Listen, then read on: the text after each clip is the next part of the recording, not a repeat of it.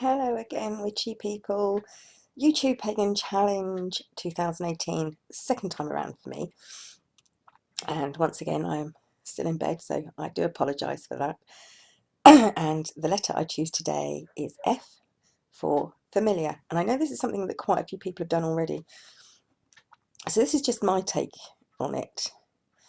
Now, in neo-paganism, a familiar is usually a physical, a real animal that you have a deep spiritual connection with, or a psychic connection, or a deep affinity with, usually a pet, like a pet cat or a pet dog.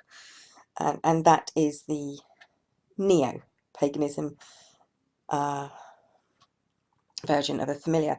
It wasn't always that simple to explain, and depending on which culture and where you lived would depend on how you would view a familiar. I mean, for instance, in Scandinavia, or a lot of Scandinavian countries, a familiar would be represented by more ethereal and elemental spirits like pixies and fairies and such like, that chose a living thing, usually an animal, as a host body, if you like.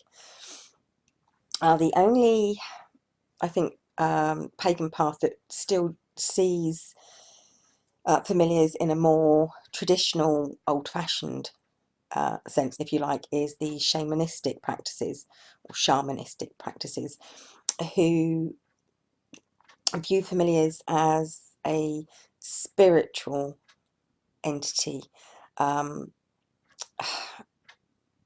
sometimes even a thought form that protects them in the spiritual and astral planes.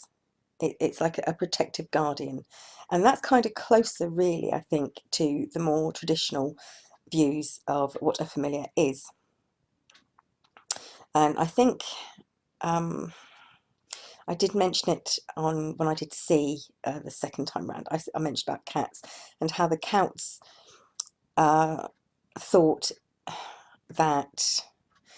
My brain's just going at 10 miles per hour trying to get everything in. And right, the counts thought that if you had done terrible things whilst you're alive, to atone for those sins, to prove your worth, your spirit, your ghost would come back in a cat. And sorry, my camera's wobbling a bit. And this is a very, this is what familiars were. They were spirits in animals. They weren't the actual physical animals themselves. They were spirits that inhabited a physical body, not necessarily an animal, but usually an animal.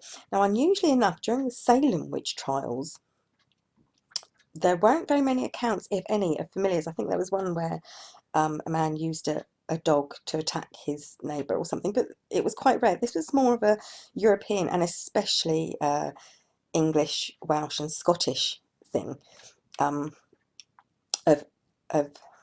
familiars being spirits. But of course, according to the church, all spirits, unless they're angels, are demons, which is where this whole thing come from, that, you know, and that therefore familiars were evil because they were demons. That they were animals that hosted the spirit of a demon, hosted a demon. And when a lot of witches were, well, when a lot of accused witches were tortured and or killed, their familiars were also tortured and usually ended up dying anyway. Even if the accused witch didn't die, their familiars usually did, which was rather sad. Sorry about that. I shouldn't laugh, but the dog just fell off the bed. And then when I tried to record again, he fell off the bed again. So I've got to pull it, Barkley.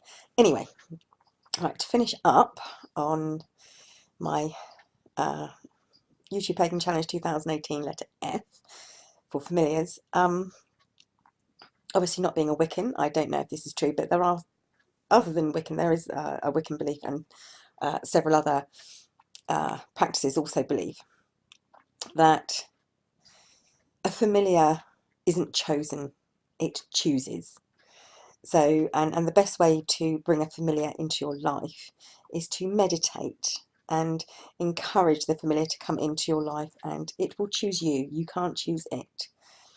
And this is, you have to meditate and focus on what you want in a familiar, and that will be the animal that comes into your life. And if you can hear a bell in the background, that's one of my cats just come in to make sure that mummy's okay.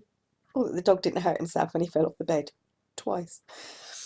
Anyway, that's it. That's my quick upload on the familiar, the F word. That sounds not too good, does it? The F word for my YouTube Pagan Challenge 2018. Thanks for watching, witchy people. Bye bye for now.